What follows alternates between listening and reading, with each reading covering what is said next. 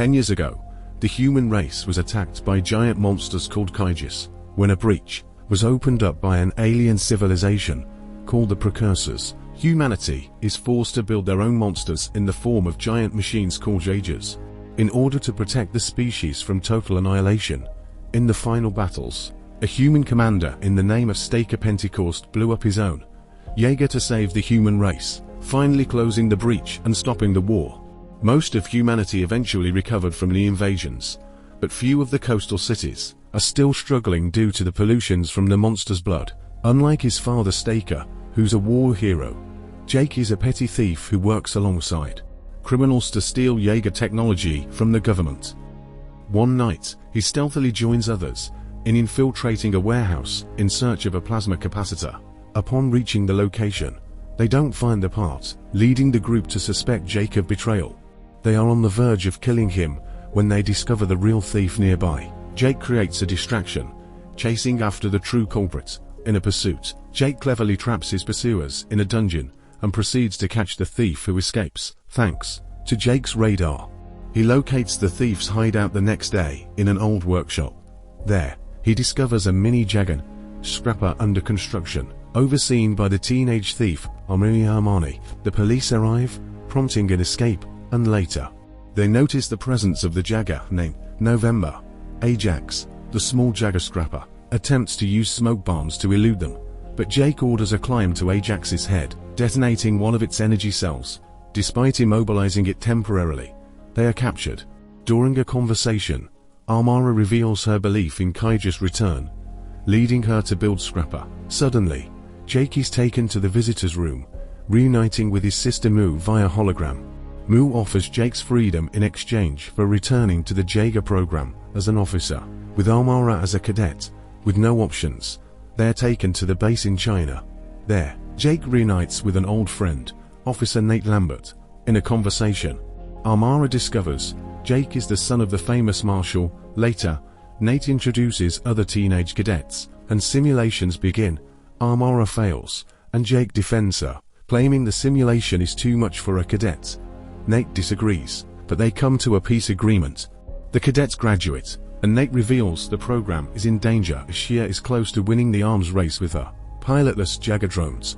The next day, Shia arrives at the base with Newton, her right hand. She reunites with Herman, who shows her his latest project, involving Kaiju blood propellers. Newton refuses to help. Catching Shia's attention, she orders him to stay away from Herman until her project is chosen by the High Commander. Shia presents the functioning of her drones, claiming they are the best option. Meanwhile, Mia reveals to Jake that she plans to vote against it, and wants him piloting the Gypsy as one of the honor guards on voting day. The day arrives, and the Gypsy lands, piloted by Jake and Nate, while Moko approaches in a helicopter. However, moments after Shia's arrival, a hostile Jaeger, out of control and called Obsidian Fury, emerges from the sea and attacks with missiles. Mia discovers something about Obsidian's energy, but it blocks her communication before she can tell Jake. Thus begins the battle between the Jaegers, with the Gypsy being so beaten that it needs to draw the sword. Obsidian has two swords, and they are in flames. The Jaeger fight, and in the battle between the two, Mao's helicopter is hit and begins to fall. Then the Gypsy uses its gravity wave to immobilize Obsidian, and goes after her, who had just sent important information. Unfortunately, Gypsy doesn't arrive in time, and Moko dies. When Obsidian sees that there are more Jaegers on the way, it decides to retreat. Later, when Jake remembers his sister, he finds Amara practicing the neural link still and successfully. Jake, now more compassionate, decides to help her by connecting with her. Thanks to their memories, we discover that Amara lost her family in a Kaiju attack when they were all crushed. All this is too much for her, so she fails again. Shortly after, Jake attends a meeting where Herman manages to decode Mao's message, but still doesn't know what it means. And meanwhile, Char informs Newton that his project has been approved and needs to be implemented in 48 hours. Then he orders Newton to work overtime like any Chinese. After these events, Newton returns home, and we discover that he now lives with the Kaiju brain, which he treats as a girlfriend, and even has sensory relations with it. At the barracks, Differences among the cadets start to be noticed as Cadet Victoria's jealousy leads to a fight. The argument with Amara doesn't last long as Nate arrives to put things in order. In honor of the late Mao, moments later, Herman informs that he has decoded Mao's message, which is the location of an abandoned base in Siberia, to investigate further. Gypsy is sent there, where it soon encounters Obsidian, more focused on destroying the base than on them. The battle resumes with Gypsy pushing it through a fissure.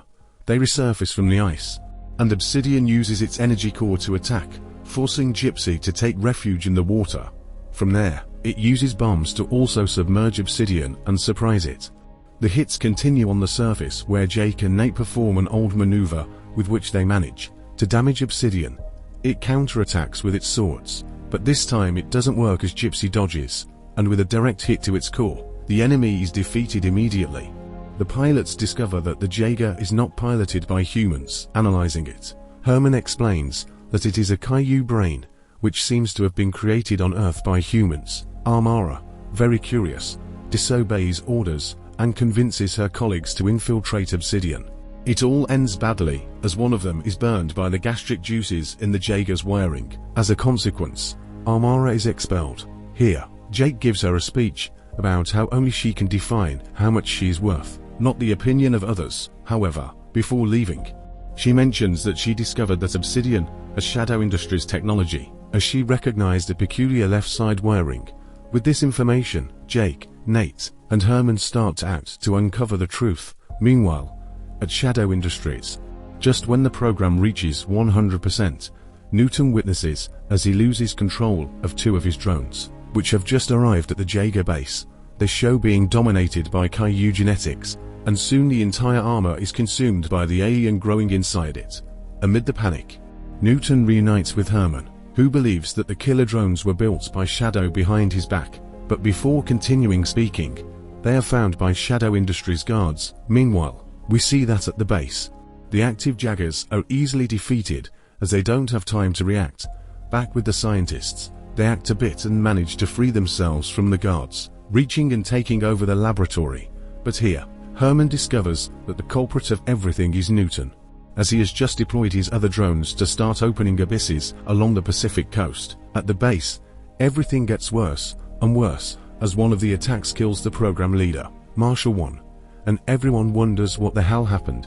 It turns out that Newton, having this sensory relationship with the Jaegers and being connected to the brain, ended up being manipulated by them without realizing it. Amidst the preparations, we see when Newton, controlled by the precursors, was about to kill Herman, but Shadow appears and saves Herman. Actually, she was about to shoot him, but Herman feels pity and avoids it, allowing him to escape. Later, she informs everything to Jake, and thanks to Shia, they manage to deactivate all the drones. Despite their efforts, some Kaiju manage to cross the abysses, reaching the eastern coast. After the danger, Jake reintegrates Amara as a builder due to personnel shortages caused by the deaths. Moments later, Kerman arrives with Shia to analyze the Kaiju's behavior. They discover the true objective is Mount Fuji in Japan, rich in elements that react with Kaiju blood. Realizing the imminent danger, Kerman decides to execute the thruster program, promoting cadets to officers. The last 4 Jaegers are injected as space rockets and head to Japan. In Tokyo, the Jaegers intercept the Kaijus. Athena excels with a powerful cut and kick, but Gypsy faces difficulties. Newton activates parasite drones, merging with the Kaijus into a formidable creature.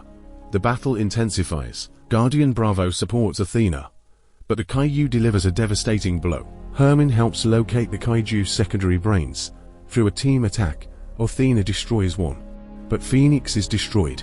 Gypsy damages the Kaiju, but Nate is injured. Jake, refusing to give up, plans to continue alone. Amara takes control as co-pilot, and with Scrapper's assistance, they ascend using thrusters as they fall towards the Kaiju.